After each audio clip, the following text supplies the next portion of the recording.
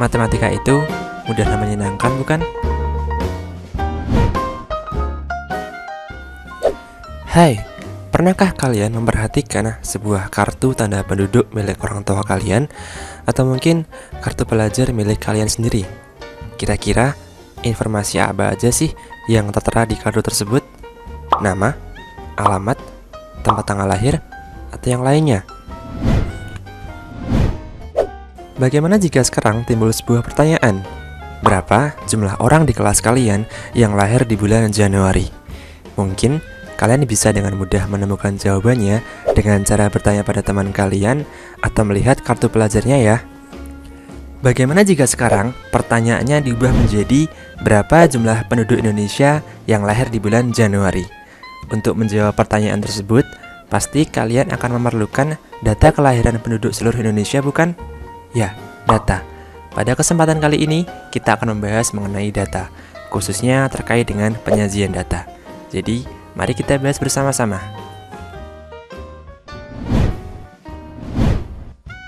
Dalam pembahasan kali ini, diharapkan nanti kalian bisa menganalisis data untuk memecahkan sebuah permasalahan dan menggunakan diagram untuk menyajikan dan menginterpretasi data. Sebelum kita bahas lebih lanjut mengenai data, sebenarnya apa sih data itu? Pentingkah bagi kehidupan kita? Secara pengertian, data adalah sekumpulan informasi yang diperoleh melalui proses pengamatan atau pencarian dari sumber-sumber tertentu.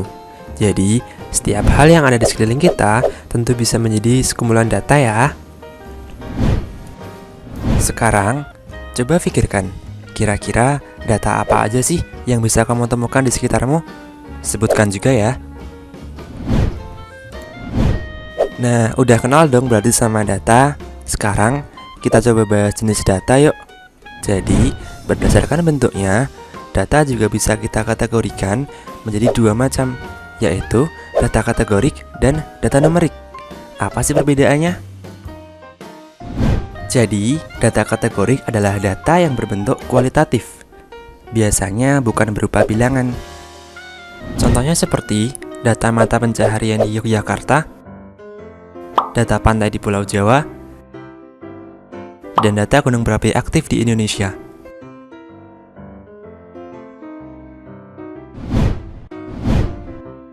Sedangkan data numerik adalah data yang berbentuk kuantitatif atau biasanya berupa bilangan.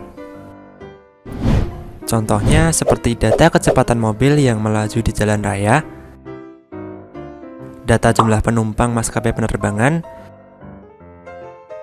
dan data durasi perjalanan laut.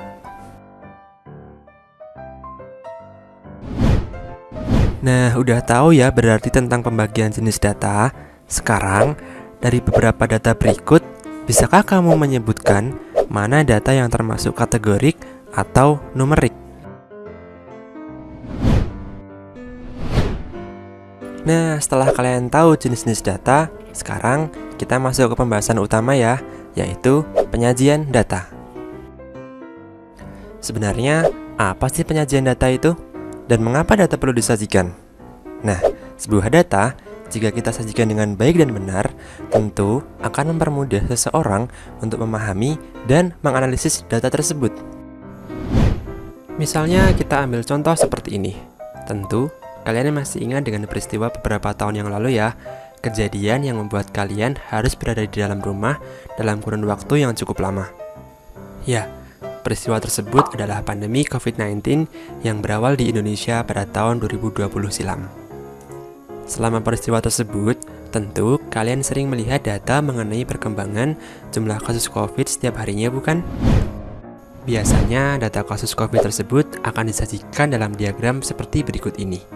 Dalam diagram tersebut, disajikan data mengenai jumlah kasus COVID, korban meninggal, dan jumlah kesembuhan pada 11 hari di bulan April.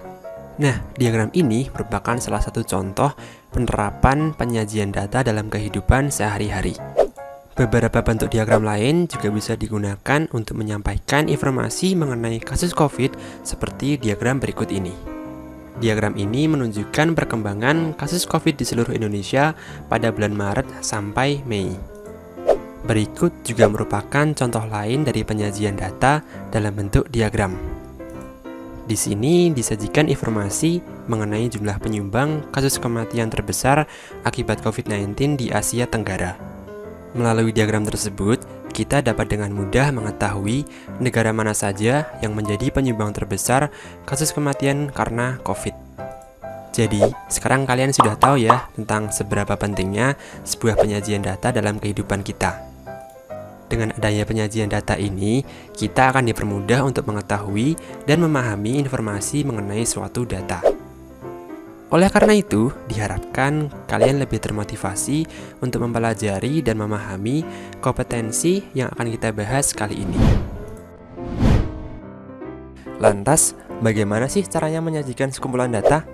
Sebenarnya, terdapat banyak cara untuk menyajikan data.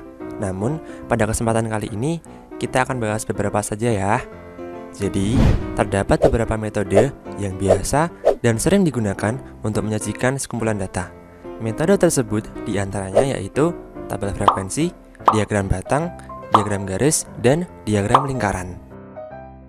Lantas, bagaimana sih caranya menggunakan metode-metode penyajian data tersebut? Kita coba bahas untuk tabel frekuensi terlebih dahulu ya.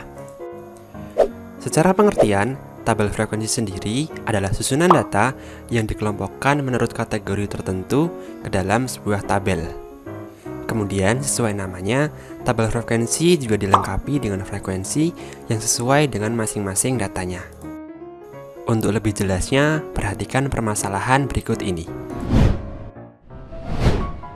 Misalkan kita diberikan sekumpulan data mengenai tinggi badan siswa di kelas 7B dalam satuan cm. Kalau kita lihat sekilas, tentu akan sedikit kesusahan ya untuk menganalisis kumpulan data tersebut. Nah, oleh karena itu, kita bisa menyajikan data tersebut agar lebih mudah dipahami dan dianalisis. Di sini, kita akan menggunakan tabel frekuensi untuk menyajikan data tinggi badan tersebut agar lebih mudah dipahami. Untuk metode penyajian data yang lain, akan kita bahas dalam kesempatan berikutnya ya. Jadi, tabel frekuensi yang akan kita buat di sini terdiri dari dua kolom, yaitu kolom untuk variabel datanya dan frekuensinya. Atau dalam konteks permasalahan ini, yaitu kolom untuk tinggi badan dan frekuensi dari masing-masing datanya. Kemudian, kita coba ambil data yang nilainya paling kecil terlebih dahulu. Kalau kita perhatikan di sini, untuk data yang nilainya paling kecil yaitu data tinggi badan dengan tinggi 139 cm ya. Dan data tersebut muncul sebanyak 2 kali. Sehingga di dalam tabel frekuensi untuk data dengan tinggi badan 139 cm kita tuliskan frekuensinya 2. Cara tersebut juga berlaku untuk data lainnya juga ya. Jika kita teruskan akan diperoleh tabel frekuensi yang lengkap seperti berikut. Nah, salah satu metode penyajian data sudah berhasil kita gunakan. Dengan menggunakan tabel frekuensi ini, kita akan lebih mudah mengidentifikasi masing-masing data karena data yang diberikan sudah diurutkan dan dituliskan bersamaan dengan frekuensi kemunculan datanya. Sekarang, untuk menambah pemahaman kalian mengenai jenis data dan penggunaan tabel frekuensi, kalian akan diminta untuk mengikuti kegiatan yang diberikan di LKPD ya. Semoga apa yang disampaikan di video tadi bisa menambah wawasan kalian. Tetap semangat dan semoga sukses.